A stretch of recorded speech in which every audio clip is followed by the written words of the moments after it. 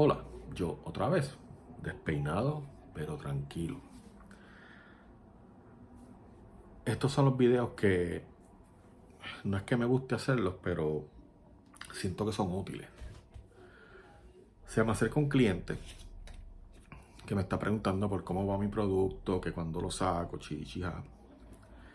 Y me hace una crítica a todos los cómics independientes que le está leyendo, ¿verdad? Dentro de esa crítica me dice que él no compra cómics independientes ya, porque siempre tienen el mismo cliché en la historia y que realmente están tan y tan mal escritos que se redunda al arte, y el arte no siempre es tan imponente como para gastar una cantidad de dinero en ello. A mí eso me supo a eso que se está imaginando. Y me puse en modo paternal y le pregunté a esta persona, o sea, si tú piensas eso, ¿por qué lo piensas? ¿A qué viene? Y la persona me dice, mira, yo he estado comprando muchos cómics independientes desde años y hasta paré hace unos meses porque aún buscándolos en Kickstarter, promo no pagada, veo que es el mismo patrón. O sea, el héroe es bien predecible, el protagonista es bien predecible. No se define nada del protagonista, no se define nada del villano, no se define nada del problema. Pero él está ahí, existe, ocupa un espacio. Y cuando yo leo el cómic completo, me doy cuenta que realmente no hubo una historia. Hubo palabras llenando un vacío para llevar unas imágenes, pero no hubo una historia, no hubo un plot, no hubo nada. Y dije, wow, dame unos ejemplos. Me dio varios ejemplos. Muchos de ellos conozco a los panas que hacen el cómic. Y no los compro por Kickstarter, los compro en convenciones. Y me los dijo con nombre, mira, el cómic de fulano, vamos a verlo. Y entiendo que tenía razón. Entonces, ¿por qué hago este video? Si realmente es una conversación entre dos personas y se tuvo que haber quedado ahí. Porque yo entiendo que el malestar de esta persona es más común de lo que me gusta admitir. Cuando tú vas a una tienda de cómics, a la que sea, y tú le dices a la persona de la tienda, al dueño de la tienda o al que trabaja ahí, recomiéndame un cómic independiente, su reacción es la misma. Primero, hace memoria a ver si tiene uno. Segundo, trata de venderte 700 cómics de la semana sin mencionar tu independiente. O tercero, te manda a una esquina de la tienda que tiene más telarañas que las cuevas de Indiana Jones y te dice, ahí tiene que haber algo. Y tú ves cómics que están ahí desde que Colón llegó a las Américas y empezó a desembarcar. Entonces, ¿cómo se arregla ese problema? ¿Cómo yo puedo arreglar el problema de que los cómics estén supuestamente tan mal escritos o lo que sea? Antes de decirte el detalle de la respuesta, quiero hacer un pequeño disclaimer, que es el siguiente. Yo corro por lo aprendido. Yo hago mis cosas porque las he aprendido, como te dije, estudios universitarios, prácticas, talleres, experiencias. Y cuando digo que me he dado cuenta que esta persona no está mal y hay muchas personas que piensan así, es porque realmente de las personas que le pregunto por qué no estás comprando menos indie, esta es la respuesta. Y aquí voy. Te voy a dar las 5 cosas que en mi opinión se están utilizando mal en la escena independiente de cómics y te voy a dar formas de resolverlas. Pues no es justo que critique sin ofrecer una respuesta. La primera es el cliché de que todo cómic tiene que ser de superhéroes. Eso es lo primero. No todo cómic tiene que ser de superhéroes. Hay cómics excelentes como los que hace Cero Calcate, que tiene una serie en Netflix de sus cómics que son autobiográficos. Él narra su vida desde un punto de vista bien caricaturesco y esos cómics están súper pegados en el aspecto independiente. Y sí, el tipo es independiente, los hace solito. Está todo lo que he hablado en otros videos, las Tortugas Ninjas, The Crow, Grendel. Hay independientes ahí por ahí para abajo. Están los de mi pana y hermano en Armas Álvaro de Warlord. Está New Wave de Manuel Carmona. Está Mayor Boricua de Daniel Torres. Está Tranquility Bay de Silsus. está de Hartos Valentino, de Orlando Cabrera, y hay mucho cómic bueno, o sea, hay mucho cómic bueno, pero no siempre tiene que ser de un superhéroe con capa. O sea, cuando tú te sientas a hacer un cómic, si tú lo quieres hacer con un héroe de capa, fantástico, pero no te sientas en la obligación de que ese cómic tiene que ser de un héroe de capa. ¿Cuáles son las opciones que yo te doy? Primero, busca información de otros géneros de cómics. Por ejemplo, los cómics de cartoon o caricaturescos son súper famosos en cualquier país del mundo, en cualquiera. Puedes ver Asterix, puedes ver Olaf el Vikingo. Siempre hay un cartoon bueno en cómics que a todo el mundo le gusta y lo aprovechan de él. Hay otros géneros, por ejemplo el género western, que es el famoso Blueberry.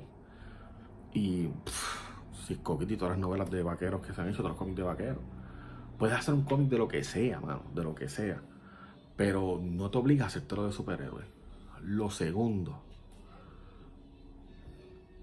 si tú nunca has escrito un cómic, no te tires. Es bien fácil detectar cuando eres un escritor novato. Y ese es el segundo punto. Oriéntate para que no parezcas un escritor novato.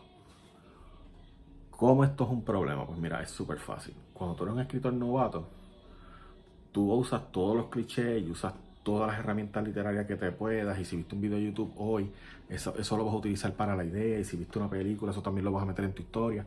Y cuando vienes a ver, tienes una melcocha tan y tan y tan exagerada que en tu cabeza hace sentido. Pero cuando lo sacaste al papel, no hubo forma de explicarlo, y el lector no se puede meter en tu cabeza para saber lo que tú sabes. ¿Qué consecuencia tiene eso? Un cómic totalmente vacío. El personaje se ve cool, según tú la historia está ahí, porque es que todos los puntos tú los amarras, porque tú fuiste el que hizo la historia. Pero a la persona que lo está leyendo le faltan datos para seguir la historia. ¿Cómo resolver esto? Haciendo un plot escrito primero y un script después. Que yo soy el que lo pinta y dibuja, el que... Hazlo. Y una vez tú acabes el script, dáselo a una persona de tu confianza para que lo critique. Y después que esa persona lo critique, arréglale los errores y búscate 2 personas más y sigue hasta que tú veas un feedback de por lo menos 5 o 10 personas que te dan un feedback positivo. Ahí puedes empezar. Que cuando tú puedes considerarte un escritor profesional o un escritor lo suficientemente bueno como para que no te critiquen, cuando no te critiquen, porque no existe un periodo de tiempo. Hay gente que han escrito cientos de cómics y son no son buenos escritores, pues no es la palabra que quiero usar. En cambio, hay escritores que han escrito un solo cómic y les ha ido tan y tan bien que ahí murieron. O sea, ya ese fue su palo y ya se retiraron. En mi opinión, muy particular, yo corro con la regla de las 10.000 horas.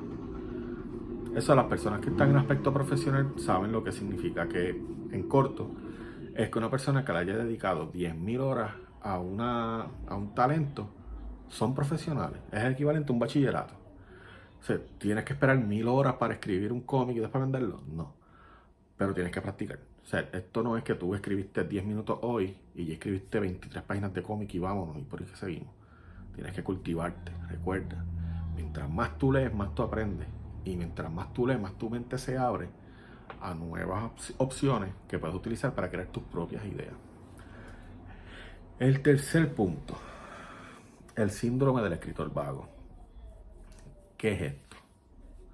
Cuando una persona lee el cómic y el cómic está incompleto en referencia al punto anterior, pero compró tu cómic, fue a tu mesa y te pregunta, oye, pero ¿y este personaje? ¿Qué pasa con ese personaje? Que eso en el cómic 27 eso se va a dar. Y la persona hace, y sabes cuando hace, la persona lo que está pensando es, este pellizca acaba de tardarse 1 año entre el cómic 1 y el 2. ¿Cuántos años se va a tardar para el 27? Yo creo que este es el último cómic que le voy a comprar. ¿Sabes? Otra cosa que te desata así como un escritor vago, mira, pero así. Mi protagonista no conoce su pasado. Miren, eso es un cliché súper quemado, súper gastado, que es una herramienta literaria, te debí haber dicho, una herramienta literaria tan poderosa que solamente escritores buenos pueden utilizarla. Y tú dirás, Chango, pero es que yo hago un cómic y mi héroe no recordará su pasado. Yo no me voy a meter en eso porque esto no es un video de crítica. Esto es un video identificando las 5 cosas que, en mi opinión, evitan lo que estoy de la venta, ¿no? Que la gente te compre el cómic, y 5 formas de resolverlo. Cuando tú haces a tu héroe amnésico o simplemente no quiere decir de su pasado, siempre faltan 3 cosas que aburren al lector. La primera es una razón. O sea, tu héroe no recuerda su pasado. Fantástico. ¿Cuál es la razón? Le metieron un mamellazo en la cabeza que le dio amnesia de verdad. Lo secuestraron los ejércitos de tal país, le borraron la memoria. Lo secuestró un extraterrestre y después de hacerle Guayocol 7000 le borró la memoria. O sea, ¿por qué esa persona no recuerda su pasado o qué trauma lo llevó a que no resuelve su pasado? Segundo, y súper clichoso, que él no habla de su pasado porque algo súper oscuro y él no quiere hablar de eso ahora porque es un héroe. Tienes que darme hints. Tienes que, como escritor, tienes que darme una pista para que a mí me interese la razón de esa amnesia. De lo contrario, esa amnesia se vuelve un bulto durante la historia que la vuelve lenta y eventualmente la vuelve monótona y la destruye. Y tercero, mi héroe no recuerda su pasado, pero... No, mano, no hay pero. ¿Sabes? Si ni siquiera tú sabes por qué él no recuerda su pasado, está siendo un escritor vago, no creaste un personaje completo.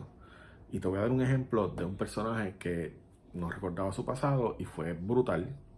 Y cuando recordó su pasado, murió. Literalmente, y después volvieron a resucitar. Wolverine de Marvel. Mientras Wolverine de Marvel no recordaba su pasado, a nosotros los lectores nos daban pistas de por qué él no recordaba. Y eventualmente me daban un recuerdo en forma de flashback para saber por qué es que él no recordaba. ¿Ves? Por ejemplo, estuvimos leyendo Wolverine durante años antes de saber lo de Weapon X. Estuvimos leyendo Wolverine años antes de saber que Profesor X le había creado una barrera para que otros psíquicos no pudieran entrar. ¿Ves? Entonces aquí el escritor, que en ese caso fue Chris Claremont, utilizó la herramienta del personaje secundario con una historia subsecuente o un subplot que incluye a un personaje ya establecido. Si Xavier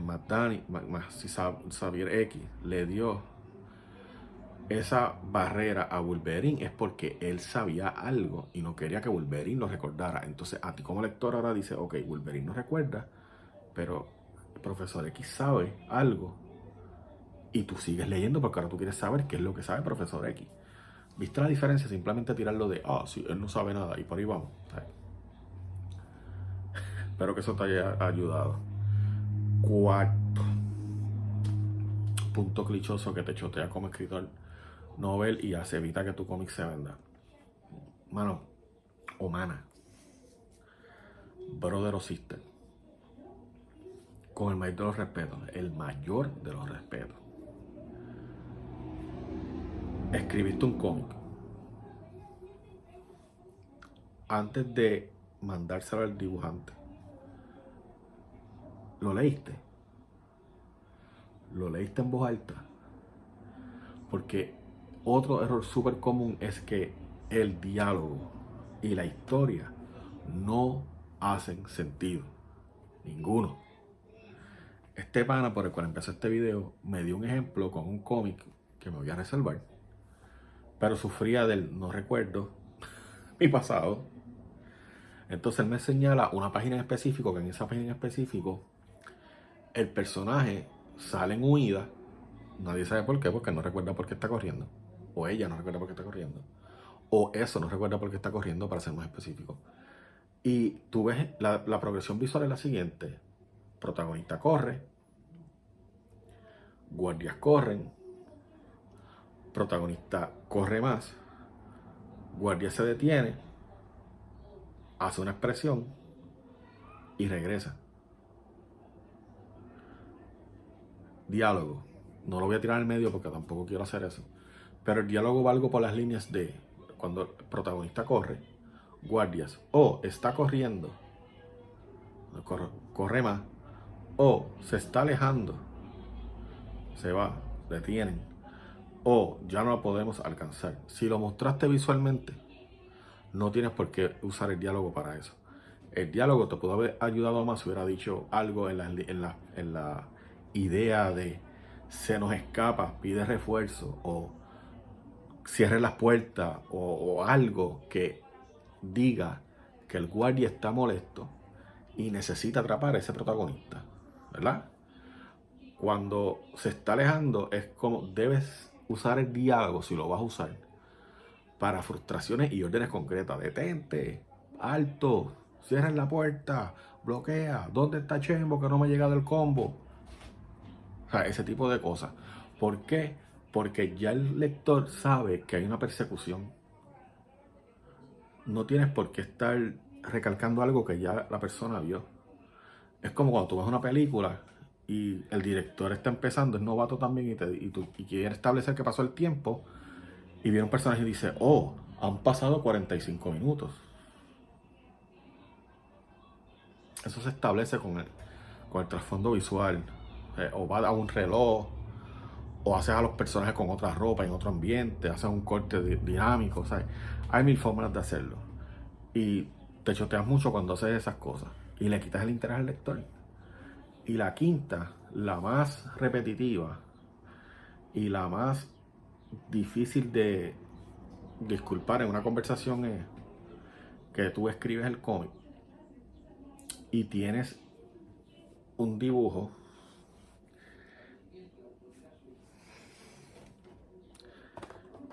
panel,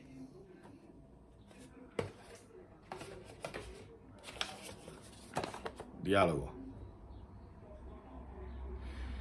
con palabras a 6, así. Aquí está el versículo del 1 al 70 del Génesis, todo ahí, en un solo panel. Y el arte, búscalo para mondongo. Esto es lo más que te chotea como novato, el uso excesivo de palabras en un cómic. Cuando tú escribes un cómic, debes gastar más tiempo en la descripción que en el diálogo. ¿Por qué? Porque la descripción es la que ayuda al artista a tirar las líneas, a poner las cosas como van, para que la descripción visual ayude a tu historia a correr. Cuando tú logres eso, ahí es que tú eres un buen escritor. ¿Y cómo tú lo haces? Pues mira, leyendo. No hay de otra. Tienes que leer, tienes que aprender, tienes que practicar. ¿Cuál es la mejor práctica? Como esto sería como un bono, ¿no? ¿Cuál sería la mejor práctica para verificar qué tan buenas son tus habilidades como escritor? Haz un cómic de 4 paneles. 1, 2, 3 y 4. Si tú cuentas una historia o un suceso en 4 paneles, vas por buen camino. ¿Cómo se hace eso, chavo? Ahí que está la práctica. Divides un papel en 4 paneles, lo de 4, y después que está escrito en 4, haces un script a 4 partes, panel 1, panel 2, panel 3, panel 4, haces una descripción, haces un diálogo si es necesario, y en 4 paneles describe algo que le está pasando a un personaje. Si tú logras describir un suceso en 4 paneles, tú estás en el camino de convertirte en el mejor escritor. Si te da trabajo escribir eso y te dices, no, lo voy a hacer mejor de 5 porque 4 no me da, fallaste. Ponte metas blanco y negro para que cuando progreses estés seguro de que progresaste, y cuando falles estás seguro de que fallaste y puedas determinar fácilmente qué tienes que arreglar. Evita las áreas grises cuando estés practicando. Es o logré o no logré. Hazte ese reto a ti mismo.